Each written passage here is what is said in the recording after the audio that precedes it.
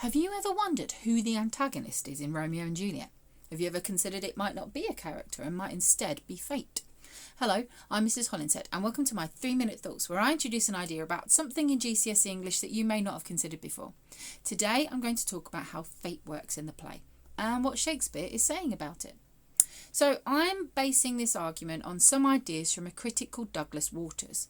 Now, I really recommend that you look at what other people have said about any literature text that you're studying if you're aiming for grades 7 to 9. But don't just regurgitate it, apply it. I'll do my best to show you an example of how to do that here. Now, we looked at Paul Cotman's ideas in episode 6 that Romeo and Juliet are struggling for their independence. So you could argue that the parents and the society are the antagonist. But they are struggling for more than this. They want control over their lives. And this is what Waters sees. He says that Shakespeare gives us two young people who are dignified and worthy, and they have no control over their lives at all.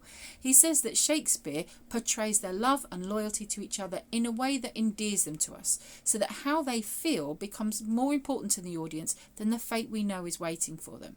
That's the tragedy, that Shakespeare makes us angry with fate as well as society, so that we think that the price that they pay is too high for the social gains.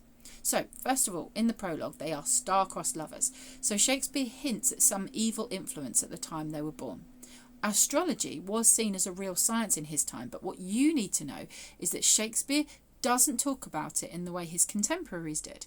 There is no hint that a Christian God is behind the stars, and no hint that although the stars rule us, God rules them.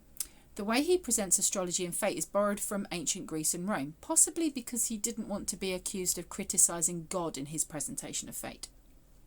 The ancient Greeks didn't argue that fate controlled everything, just that fate couldn't be changed. In this play, fate works through fortune and what Waters calls human contingency, which means an individual's temperament or personality. You can probably see how this links nicely with the idea of a tragic flaw or hamartia, leading to the hero's downfall in a tragic play, but then that is an idea from Greek theatre. So Tybalt's refusal to accept Romeo's reasons for not fighting, Romeo stepping in the way, those are all examples of an individual's temperament working to ensure that what is fated to happen does. But there is also the idea of fortune, otherwise known as chance. It's bad fortune that Mercutio is stabbed under Romeo's arm. It's also by chance that the illiterate servant happens to ask Romeo to read the list of the guests, and that Friar John couldn't get the letter to Romeo. The characters constantly refer to this. The friar says it is unhappy fortune, and Romeo says that his fortunes fall, not fates.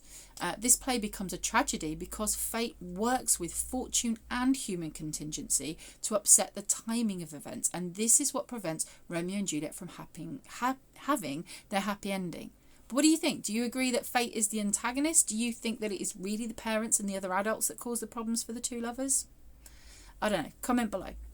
So that's it. I hope you have found something valuable there. If you did, please subscribe and hit the bell on my profile or the channel page to be notified of the next episode.